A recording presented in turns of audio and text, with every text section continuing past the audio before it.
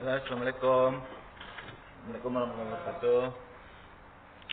Saya akan mempresentasikan dari bab 6, Employee Selection.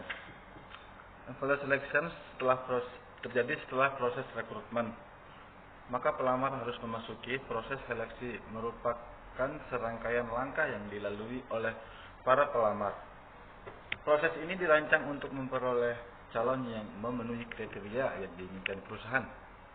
Proses seleksi terdiri dari 3 masukan input yang harus diperhatikan, di mana 3 input ini mendeterminasikan efektivitas proses seleksi, yaitu yang pertama, job analysis. Kalian pasti tahu kan job analysis seperti apa? Yang kedua, human resources plan. Dan yang ketiga, recruits. Yang selanjutnya, dependency of personnel activities of the selection process. Yang pertama ada input atau masukan, dan yang kedua challenge, yang ketiga personal activities, yang keempat ada orientation, yang kelima ada training, yang keenam ada development, yang ketujuh ada career planning, dan yang ke-8 ada performance evaluation. Lanjut ke 9 ada compensation. Ini yang ke-10 ada collective action. Dan yang ke-11 ada personal control. Lalu selanjutnya ada yang nomor 12, job analysis. Dan yang ke-13 labor supply. Yang ke-14 ethical consideration. Yang ke-15 organization, practices, immigration. Yang ke-15 organization, practices, immigration, dan naturalization rules. Yang ke-16 ada other legal constraints. Yang ke-17 ada selection process. Yang ke-18 ada human resource plan. Dan yang ke-19 ada recruits. Oke, kita memasuki input to selection job analysis information. Yang pertama, memberikan uraian pekerjaan, spesifikasi jabatan dan standar kerja. Oke, ini adalah input to selection job analysis information. Sebelum bekerja kita mendapatkan informasi seperti ini dan dikasih tahu bagaimana pekerjaan yang harus kita lakukan, spesifikasi jabatan yang kita dapat dari standar pekerjaan. Yang kedua, human resource plan. Pelamar yang diseleksi harus sesuai dengan perencanaan tenaga kerja yang dibuat rekrut. Dan yang ketiga, masukan dari proses rekrutmen sangat penting, terutama data pelamar serta kaitannya dengan perbandingan antar jumlah tenaga yang dibutuhkan dengan yang pelamar. Oke, sampai sini. Lanjut ke tantangan-tantangan yang dihadapi dalam selection.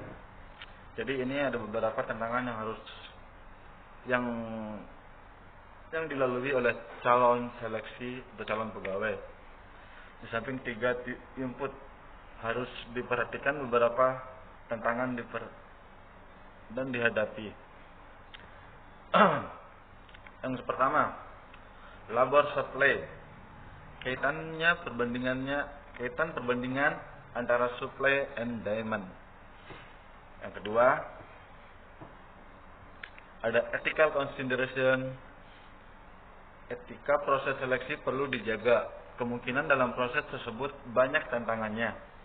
Pasti kaitannya dengan penerimaan pegawai, karena kita lagi membicarakan seleksi. Yang ketiga, organization practices. Kaitannya dengan operasional usaha jangka pendek atau jangka panjang. Ini sangat penting nih untuk usaha jangka pendek atau jangka panjang. Equal employment law. Yang keempat ya, equal employment law. Ketentuan untuk undang-undang tenaga kerja immigration dan naturalization, undang-undang tenaga kerja asing. Dan yang terakhir, yang kelima, other legal constraints, ketentuan-ketentuan lain, misalkan ini yang mengatur UMR dan usia atau juga gender. UMR ya, kaulah kita di Jakarta ini terbilang yang paling besar UMR-nya tuh sekarang di daerah Karawang, karena pabrik kali ya, itu berhubungan. Oke, lanjut ke langkah-langkah dalam prosedur. Langkah-langkah dalam prosedur. Yang pertama, wawancara pendahuluan. Yang kedua, pengumpulan data pribadi. Wah, penting nih data pribadi, Bre. Yang ketiga, pengujian atau testing wawancara yang lebih dalam. Jadi setelah data-data kita dikumpulkan oleh HRD atau bisa disebut biasa itu HRD yang menerima lamaran dan yang ngetes, langsung diwawancara terlebih dahulu di satu ruangan, kedua, dan yang keempat, pemeriksaan referensi prestasi, ya seperti apa yang lo lalui, presentasi apa yang lo punya dalam karir hidup. Pemeriksaan kesehatannya juga perlu, karena suatu waktu perusahaan juga tidak mau menanggung tiba-tiba karyawannya sakit parah mulu, jarang masuk, jadi kan itu membuat perusahaan sedikit merugi. Baiklah, yang selanjutnya, yang kelima, keputusan pribadi. Nah, ini ada dari diri sendiri. Orientasi jabatan pastinya tergantung bagaimana kita mendalami sebuah pekerjaan, atau mungkin jabatan kita